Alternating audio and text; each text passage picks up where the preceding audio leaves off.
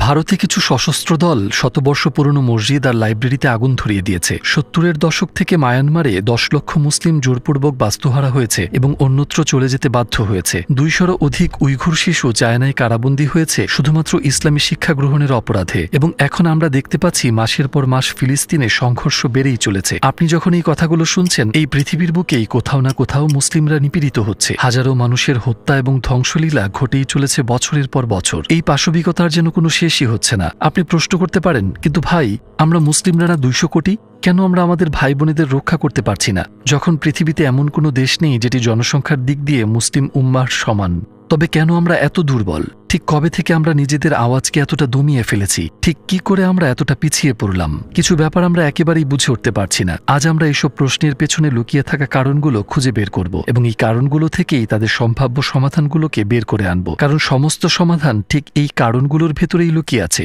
Istanbul বিজয়, পূর্বনাম Constantinople, মানব ইতিহাসের অন্যতম turning point. একটি যুগের সমাপ্তি ঘটিয়ে অন্যটির সূচনা করেছিল এটি, যা ইসলামের ইতিহাসেও সবচেয়ে গুরুত্বপূর্ণ এক মুহূর্ত। বিখ্যাত অটোমান সুলতান মেহমেদ দ্য কনকোয়ারার, যিনি মুহাম্মদ ফাতেহ নামেও পরিচিত, তিনি ভীষণভাবে কনস্টান্টিনোপল জয় করতে চাইতেন। যাই হোক, সেটাকে জয় করার লক্ষ্য একেবারেই সহজ কিছু ছিল না। বহু জাতি ইতিমধ্যেই একাধিকবার চেষ্টা করেছে, কিন্তু কেউই সফল হতে পারেনি। কনস্টান্টিনোপল এমন এক শহর যাদের ছিল দুর্ভেদ্য কিছু দুর্গ আর অসাধারণ প্রতিরক্ষা ব্যবস্থা। এই দুর্গ জয় করতে অভূতপূর্ব কিছু প্রয়োজন, যা আগে কেউ কখনো করেনি, যেমনটা আগে কখনো চেষ্টাই করা হয়নি। এই জয় অর্জনে মূলত যে জ্ঞানের প্রয়োজন তা পৃথিবীর বুকে কোথাও লুকানো ছিল। সেই বিশেষ জ্ঞানের উৎস ছিলেন এক দক্ষ কামান নির্মাতা অরবান নামক এক হাঙ্গেরিয়ান কামান শিল্পী। তিনি একাধিক ধাতুর মিশ্রণে একটি সংকর ধাতু আবিষ্কার করেন এবং তিনি বুঝতে পারলেন এই ধাতু দিয়ে তিনি ভীষণ শক্তিশালী কামান প্রস্তুত করতে পারবেন। সেই সময়টাতে অরবান জানতে পারলেন মোহাম্মদ ফাতিহ কনস্টান্টিনোপল দখল করতে যাচ্ছেন। তার পরিকল্পনা ছিল এই বিশেষ জ্ঞান বিক্রি করা, কিন্তু সুলতানের কাছে নয়। তিনি প্রথমে গেলেন বাইজেন্টাইন সম্রাটের কাছে। তাকে বললেন, আমি একজন দক্ষ কামান শিল্পী, আমি একটি বিশেষ সংকর ধাতু আবিষ্কার করেছি। এর ফলে কামানের গোলাগুলো অনেক শক্তিশালী হবে ও অনেক দূরের লক্ষ্য ভেদ করবে। এই ধাতু আমি তোমাকে দিতে প্রস্তুত, কারণ আমি শুনেছি যে অটোমানরা এই শহর দখল করতে আসছে। তুমি এটিকে তাদের বিরুদ্ধে কাজে লাগাতে পারবে। বাইজেন্টাইন সম্রাট এসব শুনে ভীষণ খুশি হলেন। তিনি বললেন, এই সংকট প্রস্তুতের ফর্মুলা আমি দেখতে চাই। অরবান বললেন, তুমি যদি আমাকে এই পরিমাণ স্বর্ণ দাও, তাহলে আমি এর কৌশল লেখা কাগজ তোমাকে দিয়ে দিতে পারি। শুনে সম্রাট তাচ্ছিল্যের হাসি হেসে বললেন, তো তুমি বলতে চাও তুমি আমাদের এক টুকরো কাগজ দেবে আর তার বিনিময়ে এতগুলো স্বর্ণমুদ্রা দিতে হবে? সত্যি? তিনি তার সৈন্যদের আদেশ দিলেন, এই লোকটিকে অন্ধকূপে নিক্ষেপ করো। কিছু সময়ের মধ্যেই এই ঘটনার কথা মোহাম্মদ ফাতেহের কানে পৌঁছালো। কিভাবে? কারণ কনস্টান্টিনোপলে তার কিছু গুপ্তচর ছিল। গুপ্তচরেরা তাকে জানালো সেই কামান নির্মাতার পরিণতি। সুলতান উৎসাহী হয়ে বললেন, তাকে অন্ধকূপ থেকে বের করে আনতে যা কিছু প্রয়োজন করো আর তাকে আমার কাছে নিয়ে এসো। তার লোকেরা অরবানকে উদ্ধার করে সুলতানের কাছে নিয়ে এলেন। মোহাম্মদ ফাতেহ তাকে প্রত্যাশার চাইতে দ্বিগুণ পারিশ্রমিক দিলেন এবং সেই ধাতু দিয়ে অনেকগুলো বিশাল এবং বিধ্বংসী কামান তৈরি করলেন। এরপরই শুরু হলো কনস্টান্টিনোপল দখলের যুদ্ধ। সেই সব ভয়ঙ্কর বিধ্বংসী অস্ত্রেই শহরের প্রতিরক্ষা দেওয়ালে বিরাট ফাটল এবং গর্ত তৈরি হলো, আর সবশেষে তিনি শহরটি দখল করে নিলেন। শুধু চিন্তা করে দেখুন, যে অর্জন বিগত কয়েক শতাব্দীতে সম্ভব হয়নি, কেবলমাত্র এই অস্ত্রের জোরে সেটা অবশেষে অর্জন সম্ভব হলো। এখন ঠিক বিপরীত চিত্রটি কল্পনা করা যাক। যদি বাইজেন্টাইন সম্রাট শুরুতেই কামান নির্মাতাকে বলতেন, ঠিক আছে, এই স্বর্ণমুদ্রাগুলো নাও আর অস্ত্রটি প্রস্তুত করো, ফলাফল কিন্তু একেবারেই ভিন্ন হতে পারত। আপনি কি জ্ঞান, প্রচেষ্টা আর সংগ্রামের মূল্য বুঝতে পারছেন? ওই কাগজের টুকরার লেখাগুলোকে সামান্য মনে হলেও এর মূল্য বুঝলে অপরপক্ষকে জয় আর শাসন করার ক্ষমতা পেয়ে যাবেন। আপনি কি জানেন, যাকে আমরা মেধা পাচার বলি সেটা নতুন কিছু নয়? মুহাম্মদ ফাতেহ তার সময়ে সর্বোচ্চ চেষ্টা করেছিলেন মেধাবী এবং জ্ঞানী লোকদের ইস্তাম্বুলে জড়ো করতে। তিনি তাদের উপহার উপঢৌকন পাঠিয়ে আমন্ত্রণ জানাতেন। উদাহরণস্বরূপ আলী কুশজি, এক প্রতিভাবান জ্যোতির্বিদ এবং গণিত বিশারদ। সুলতান তাকে নিজের দেশে আনতে প্রচুর অর্থ ব্যয় করেছিলেন। তাকে আত্মীয় পরিজন সহ আমন্ত্রণ জানান এবং প্রতি শহর পরিভ্রমণের জন্য 1000 স্বর্ণমুদ্রা প্রদান করেন। চলুন আরেক যুগে ফিরে যাই। আপনি কখনো আন্দালুসের উমাইয়াদ রাজ্যের কথা শুনেছেন? এটা এমন এক রাজ্য যা কিনা জ্ঞান বিজ্ঞানের দিক দিয়ে ছিল সবচেয়ে উঁচুতে। বিখ্যাত পদার্থবিজ্ঞানী পিয়ার কুরি বলেন, মুসলিম আন্দালুসিয়া থেকে মাত্র 30টি বই উদ্ধার হয়ে আমাদের হাতে এসেছিল। সেগুলোর সাহায্যে পরমাণু পর্যন্ত দ্বিখণ্ডিত করতে সক্ষম হয়েছি। বাকি বইগুলো মুঘলদের আক্রমণে ধ্বংস হয়ে গিয়েছিল। পিয়ার কুরি আরও বলেন, যদি পড়ে যাওয়া 10 লক্ষ বইয়ের অর্ধেকও বেঁচে যেত, হয়তো এতদিনে আমরা মহাকাশের গ্যালাক্সিগুলোতে ঘুরে বেড়াতাম। আপনি কখনো ইবনে সিনার কথা শুনেছেন, যিনি আবিসিনা নামেও পরিচিত? তাকে চিকিৎসকদের গুরু বলা হয়। তার বইগুলো ইউরোপে প্রায় 600 বছর ধরে পাঠ্যপুস্তক হিসেবে পড়ানো হয়েছিল। জাবির ইবনে হায়ানির দিকে লক্ষ্য করি, তাকে বলা হয় রসায়নের প্রতিষ্ঠাতা। এরপর আরও আছেন আল জাহরাবি, যাকে সার্জারির জনক গণ্য করা হয়। এরকম আরও অসংখ্য নাম রয়েছে। যখন জ্ঞান আমাদের হাতের মুঠোয় ছিল, আমরা মুসলিম ছিলাম কর্তৃত্বে, ছিলাম পথ প্রদর্শক। এমন চিত্র আমরা দেখতে পেয়েছি আন্দালুসিয়ান উমাইয়াদ রাজ্যের সময়ে, দেখেছি অটোমান সাম্রাজ্যের সূচনার সময় সহ বেশ কিছু কালে। মনে করে দেখুন রাসূল সাল্লাল্লাহু আলাইহি ওয়াসাল্লামের সময়কাল, খন্দকের যুদ্ধের সময়ে সালমান আল ফার্সি একটি পরামর্শ দেন, শুধুমাত্র কয়েকটি বাক্য আর মুসলিমরা খন্দক খনন করতে শুরু করলেন। এই কারণেই যুদ্ধের চিত্রপট নাটকীয়ভাবে পাল্টে গেল। এমন আরো অনেক উদাহরণ আমাদের সামনে রয়েছে। একদিকে একজন মুসলিম বেছে নিতে পারেন একজন দক্ষ ও জ্ঞানী ব্যক্তিত্ব হিসেবে গড়ে ওঠার পথ, অথবা তিনিই হতে পারেন এমন একজন যে কখনো আত্ম উন্নয়নের বা কিছু শেখার চেষ্টা করেনি, যে শুধু খায়, পান করে, ঘুমায় এবং শুধু আনন্দের জন্য বাঁচে। যখন মুসলিমরা হয়ে ওঠেন জ্ঞানী, দক্ষ এবং যোগ্য ইতিহাসের ধারায়, তখন ইতিবাচক পরিবর্তন আসতে শুরু করে, কারণ আমাদের ধর্মই আমাদের এসব যোগ্যতা অর্জনে উৎসাহিত করে। আপনি কি কখনো এমন আয়াত শুনেছেন যেটা জ্ঞান অর্জন থেকে দূরে থাকতে বলে, বা এমন হাদিস যা বলে শুধু ইবাদত করো, গবেষণা বা আত্ম উন্নয়নের চেষ্টা করো না? মানে বিজ্ঞানীদের তো ইসলামে কোনো জাদুকর মনে করা হয় না, হয় কি?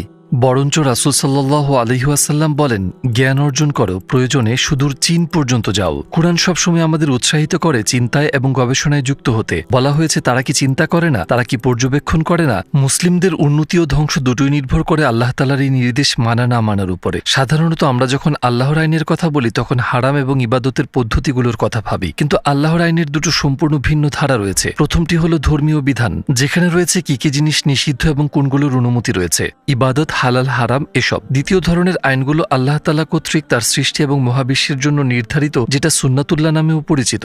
প্রথম ধরনের নিয়ম আমরা মেনে চলছি কিনা তার ফল এবং পরিণাম আমরা মৃত্যুর পর ভোগ করি, কিন্তু আল্লাহর দ্বিতীয় ধারার আইন মেনে না চলার ফল মানুষ এই পৃথিবীতেই ভোগ করে, আর উপকারী জ্ঞানকে তার প্রাপ্য সম্মান দেওয়া সেই আইনগুলোর মধ্যে একটি। তো মুসলিম হিসেবে সে সকল মৌলিক আইনগুলো কি কি যেগুলো মেনে না চললে আমরা আমাদের জীবনে দুর্বল হয়ে পড়ি? মহান ইসলামী চিন্তাবিদ বদিউজ্জামান সাইদ নুরসি তার এক বিশেষ বক্তব্যের উত্তর দিয়েছেন, আমাদের শত্রু হল অজ্ঞতা, দারিদ্রতা এবং দ্বন্দ্ব। এই তিন প্রকাশ্য শত্রুর বিরুদ্ধে আমরা জিহাদে নামব, শিল্প, জ্ঞান আর একতাকে অস্ত্র বানিয়ে। আমরা ইতোমধ্যে আলোচনা করেছি জ্ঞান এবং শিক্ষা কি না করতে পারে। মনে করে দেখুন মোহাম্মদ ফতেহ কি করেছিলেন। আর অন্য দুটির ব্যাপার, দারিদ্র আর দ্বন্দ্ব, বদিউজ্জামান দ্বন্দ্ব দিয়ে কি বোঝাতে চেয়েছেন? তিনি বলেছেন বিভেদ, বিভাজনের কথা। এই ক্ষেত্রে একটা উপমা দেওয়া যেতে পারে, দুই বীর যখন একে অপরের সাথে লড়াই করেন তখন একটি শিশুও তাদের হারিয়ে দিতে পারে। এর মানে হচ্ছে আমরা যখন মুসলিম হয়ে বা মুসলিম প্রধান রাষ্ট্র হয়ে ক্রমাগত একে অপরের সাথে লড়াই করছি, নিজেদের মধ্যেই দ্বন্দ্ব বা সম্পর্কে শীতলতা থাকে, আমরা যদি এক হয়ে ঐক্যবদ্ধভাবে না দাঁড়াই, অবশ্যই আমরা পেছনে পড়ে থাকব।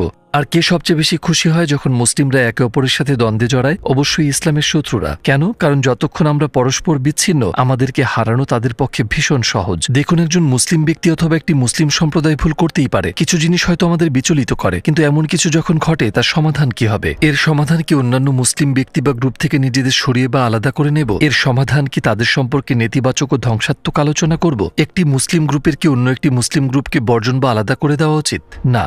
আপনি কি জানেন এমনকি বেদুইনরাও, যারা প্রাচীন আরবের মরুবাসী মানুষ, তারাও এমনটা করত না। কথিত আছে তৎকালীন দুটি বেদুইন সম্প্রদায় ছিল যারা নিজেদের একে অপরের শত্রু মনে করত। তারা প্রায়ই যুদ্ধে জড়াত, কিন্তু বাইরের বড় শত্রু এসে তাদের আক্রমণ করলে নিজেদের মধ্যে শান্তি ও ঐক্য এনে তারা শত্রুর বিরুদ্ধে লড়ত। অন্য কথায় বলতে গেলে আমাদের নিজেদের ভেতরকার কলহে এবং শত্রুতায় আমরা নিজেদের দুর্বল করে ফেলছি। এই সময়ে অনেক মানুষ ইসলামকে আক্রমণ করছে। মুসলিমেরা ক্রমাগত হারামের জালে জর্জরিত, বিভিন্ন দেশ জড়িত এর পেছনে। মিডিয়াতে ইসলাম বিরোধী পোস্ট, সোশ্যাল মিডিয়ায় ক্ষতিকর কন্টেন্ট, আরো অনেক কিছু। এখন অসংখ্য শত্রু চারপাশে। অন্য যে কোনো সময়ের তুলনায় একতা এখন বেশি জরুরি। সেই সময়ে এই বিভাজন কতটুকু যুক্তিযুক্ত? তো এই বৃহত্তর উদ্দেশ্যটি দেখতে না পাওয়ার অক্ষমতা, এই হুমকিগুলো সম্পর্কে উদাসীনতা, অন্যভাবে বললে শিক্ষার অভাব আমাদেরকে বিভাজনে ঠেলে দেয়। অর্থাৎ বদিউজ্জামানের বক্তব্যের প্রথম উপাদানটি আমাদেরকে দ্বিতীয়টির দিকে ইঙ্গিত দেয়, দ্বন্দ্ব, বিভাজন। তো তখন কি ঘটে যখন দ্বন্দ্ব আর শিক্ষার অভাব দুটি উপাদানই একত্র হয়? তৃতীয় উপাদানটির জন্ম হয়, দারিদ্রতা। কখনো ভেবে দেখেছেন পৃথিবীর বিখ্যাত ব্র্যান্ডগুলোর কয়টি মুসলিম মালিকানাধীন? আমরা এই প্রশ্নের খুব পরিষ্কার একটি উত্তর পাই যখন ইসরায়েলের বিরুদ্ধে বয়কট লিস্ট প্রকাশিত হয়। আমাদের অর্থনৈতিক শক্তি যদি না থাকে, আমরা জোরালো আওয়াজ তুলতেও ব্যর্থ হয়ে যাই। কোনো এক সময় আমি একটি চমৎকার মন্তব্য শুনেছিলাম। মধ্যপ্রাচ্যকে পর্যবেক্ষণকারী এক গবেষক বলেন, আমি দেখেছি যে যেখানেই দারিদ্রতা সর্বোচ্চ, সেখানে স্বয়ংক্রিয়ভাবে অপরাধ প্রবণতা সমানুপাতিক হারে বাড়তে থাকে। তো তিনি অপরাধ প্রবণতা দিয়ে কি বুঝিয়েছেন? হত্যা, চুরি, ঠকবাজি ইত্যাদি। যে দেশ যত দরিদ্র, তার অপরাধ প্রবণতার হার তত বেশি, কারণ কেউই আসলে অপরাধ করার ইচ্ছা নিয়ে জন্মায় না। আপনার অর্থনৈতিক অবস্থা ভালো হলে চুরি করার কোনো প্রয়োজনই নেই। আপনার টাকা পয়সা এবং সম্পদ আপনার এমনিতেই আছে। মূলত এই সমস্যাগুলো শুরুই হয় অর্থনৈতিক কারণগুলো থেকে। আপনি সচ্ছল হলে যে কোনো সমস্যা সহজেই সমাধান করে নিতে পারবেন। যদি সঙ্গতি না থাকে, বিশেষ করে ধর্মীয় জ্ঞান দুর্বল হলে, স্বাভাবিকভাবেই মানুষ সহিংসতা এবং অপরাধের দিকে ঝুঁকে পড়ে। অবশ্যই এটা বলার অপেক্ষা রাখে না যে দারিদ্রতা থেকে জন্ম নেয় নিম্নমানের ধরনের শিক্ষা যা পরবর্তীতে নিয়ে যায় বিভাজনের দিকে। তো অজ্ঞতা, দারিদ্রতা এবং বিভাজন একটি অন্যটির সূচনা ঘটায়, আবার তাদের বিপরীতগুলো একটি অপরটির সূচনা ঘটায়। অর্থাৎ যদি একটি ইমপ্রুভ হয়, বাকি দুটিরও ইমপ্রুভ হওয়া শুরু করে। এই পর্যায়ে আমরা বুঝতে পারছি যে বদিউজ্জামানের পর্যবেক্ষণ কি আশ্চর্য রকমের নির্ভুল। কারণ ঠিক এই তিনটি জিনিসই কিন্তু আমাদের পিছিয়ে রেখেছে। কিন্তু এই ঘটনাচক্রের পরিবর্তন ঘটানো কি সম্ভব? আমরা সবাই ইসলামের সেই গৌরবময় দিনগুলোতে ফিরে যেতে চাই, তাই না? যখন মুসলিমরা ছিল ক্ষমতাশালী ও উন্নতির শিখরে, সেই দিনগুলোতে যখন মুসলিম শাসিত সমাজে কোনো অত্যাচারের স্থান ছিল না, তারা মুসলিম হোক বা না হোক। আপনি হয়তো প্রশ্ন করবেন, এটা কি আসলেই সম্ভব? প্রিয় ভাই ও বোনেরা, পাতাঝরা শীতের দিনগুলোতে বসন্তের কথা ভুলে যাবেন না। মনে রাখবেন, গাছের পাতা ঝরে যাওয়ার মানে এই নয় যে সেটি শিকড় থেকে একেবারে মরে গেছে। এর পেছনের কারণ কেবল ঋতু পরিবর্তন। বসন্ত ফিরে এলে গাছে আবার নতুন পাতা গজিয়ে ওঠে, সবুজে ছেয়ে যায় আর ফুলে ফুলে ভরে ওঠে ঠিক আগের মতো। একইভাবে মুসলিম হিসেবে যদি আমরা লড়ে যাই, যথাসাধ্য পরিশ্রম করি, এই শীতের শেষে অবশ্যই বসন্ত ফিরে আসবে। সমস্যা এই নয় যে প্রতিপক্ষ ভীষণ শক্তিশালী, সমস্যা হলো আমাদের অবহেলা আর যত্নের অভাব। আল্লাহর দেওয়া ধর্মকে শক্ত করে আঁকড়ে ধরার বদলে আমরা এর থেকে ক্রমেই দূর থেকে আরও দূরে সরে যাচ্ছি। তাই অন্ধকার নেমে এসেছে বলে রাত ঘনিয়ে আসেনি, বরং সূর্য ডুবে গেছে বলেই রাত নেমেছে। ইসলাম হলো সেই সূর্য, আর যারা ইসলামের শত্রু তারা হলো সেই আধার। শুধু আমাদের অতীত আর বর্তমানকে মিলিয়ে দেখুন, সময়ের সাথে ইসলামের ভালো দিকগুলো তারা আমাদের থেকে নিয়ে গেছে, আর তাদের সব খারাপটুকু আমরা নিয়ে নিয়েছি। ইসরায়েল, মিয়ানমার, ভারত তাদের নিজেদের প্রচেষ্টায় অত্যাচার করার মতো শক্তিশালী হয়নি। আমাদের অলসতার কারণে তারা সেই অবস্থানে পৌঁছেছে। কারণ আমাদের ভেতর অনেকেই নিজের 5 ওয়াক্ত নামাজ নিয়েই উদাসীন। কারণ আমরা ঘন্টার পর ঘন্টা ইন্টারনেটের অন্তঃসারশূন্য কন্টেন্ট দেখে নষ্ট করি। কারণ আমাদের লাইফের কোনো উদ্দেশ্য নেই ইসলামের ভবিষ্যৎ নিয়ে কোনো চিন্তা। আমরা ইসরায়েল সমর্থনকারী কোম্পানিগুলোকে বয়কট করি, রাইট? সেটা অবশ্যই ভালো, কিন্তু আমরা নিজেদের নফসকে কেন বয়কট করতে পারি না? আমাদের জাগতিক আরাম আয়েশকেই বা কেন নয়? শয়তান সর্বক্ষণ চেষ্টা করে যাচ্ছে আপনাকে আল্লাহর দিন এবং মুসলিম উম্মার জন্য লড়াই থেকে দূরে রাখতে। বিভিন্ন পন্থায় সে আপনাকে বিভ্রান্ত করছে। সে আপনাকে অলস বানাতে চাইছে, আপনার জীবনকে লক্ষ্য আর উদ্দেশ্যহীন করে দিতে চাইছে। কোনো রকমের চেষ্টার দরকার নেই, গড়িমসি করা, নানা রকম টালবাহানা, অজুহাত, সবকিছুই। তো আমরা এসব কিছুকে বর্জন করছি না কেন? আপনি হয়তো ভাবছেন, মানে আমি কেবল একজন মানুষ, আমার একার চেষ্টায় কি বা পরিবর্তন আসবে? আপনি কি ভুলে গেছেন আল্লাহ সূরা আল ইমরানের 140 নম্বর আয়াতে কি বলেছেন? যদি তোমাদেরকে আঘাত স্পর্শ করে, অনুরূপ আঘাত তাদেরকেও স্পর্শ করেছিল। এ দিনগুলোকে আমি মানুষের মধ্যে আবর্তিত করে থাকি, যাতে আল্লাহ মুমিনদেরকে চিনে নিতে পারেন এবং তোমাদের মধ্যে থেকে শহীদ হিসেবে গ্রহণ করেন। নিশ্চয়ই আল্লাহ জালিমদেরকে ভালোবাসেন না। এই আয়াতের মানে হলো বিজয়ের দিনের উল্টো পিঠেই পরাজয় লুকিয়ে থাকে, এবং এইভাবেই যোগ্য, বিশ্বাসী এবং শক্ত ঈমানের অধিকারীরা বের হয়ে আসে। তো আপনি যেমনটা ভাবছেন আল্লাহর সিস্টেম সেভাবে কাজ করে না। আপনি এক নিমিষেই যে কোনো কিছুতে পরিবর্তন আশা করতে পারেন না। যদি আমরা যথেষ্ট আত্মত্যাগ, ধৈর্য এবং প্রচেষ্টা দেখাই, আল্লাহ আমাদের সফল করবেন, তিনি আমাদের বিজয়ী করবেন। একমাত্র আল্লাহই বিজয় দান করতে পারেন। শুধু একটি ক্ষুদ্র গোষ্ঠী ছাড়া আমরা কেউই এর জন্য যথেষ্ট চেষ্টা করছি না। যখন প্রতি রাতে আপনি বালিশে মাথা রাখেন, আপনার বলতে পারা উচিত, আলহামদুলিল্লাহ, আজ আমি ইসলামের সেবায় এই কাজটি করেছি। আপনার এই বলে দোয়া করা উচিত যে, হে আল্লাহ, আমার আজকের দিনের চাইতে আগামী দিনকে আরো উত্তম করে দাও। আপনার রব কি বলেননি যে, আউযু বিল্লাহ কুল মা ইয়াবাউ বিকুম রাব্বি লাউলা দুআউকুম? হে রাসূল, আপনি বলুন, আমার রব তোমাদের কাছ থেকে ফরিয়াদ ছাড়া আর কি বা আশা করেন? তাই আপনি প্রার্থনা করুন নিজের জিহ্বা দিয়ে, হৃদয় দিয়ে, শরীর দিয়ে, মন দিয়ে, অর্থ দিয়ে, স্বপ্ন দিয়ে, চেষ্টা দিয়ে, আপনার যা কিছু আছে সবটুকু দিয়ে। কারণ জিহ্বা দিয়েই প্রার্থনা হয় না, প্রয়োজনীয় উদ্যোগগুলো নেওয়া আর আত্মত্যাগ করা, এই সবই ফরিয়াদের অংশ।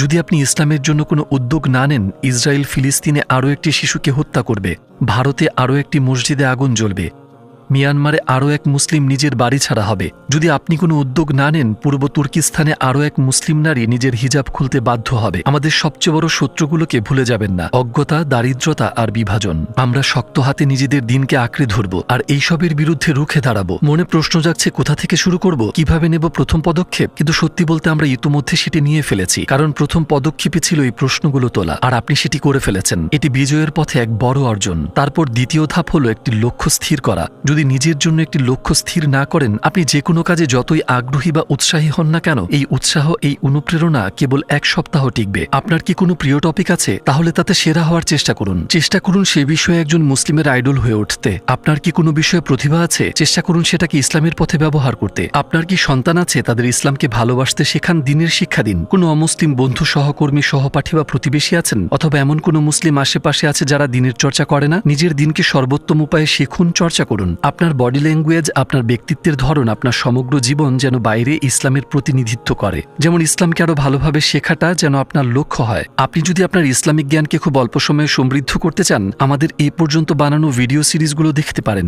এক কথায় আপনি যেই হন না কেন, অজ্ঞতা, বিভাজন আর দারিদ্রতা এগুলোকে প্রতিরোধ করুন।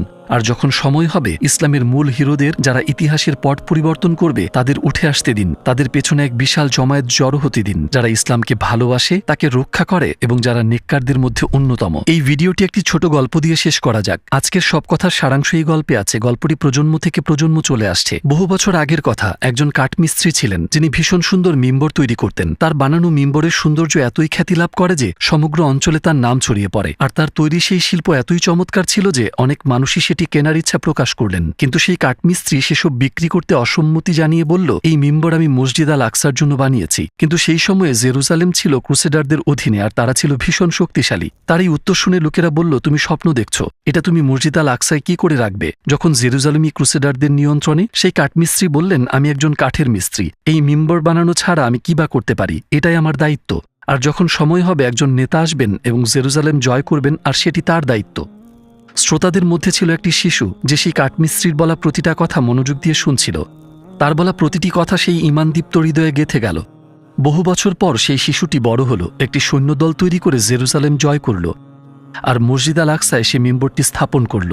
ইতিহাসের পাতায় তিনি সালাউদ্দিন আইয়ুবী নামে পরিচিত।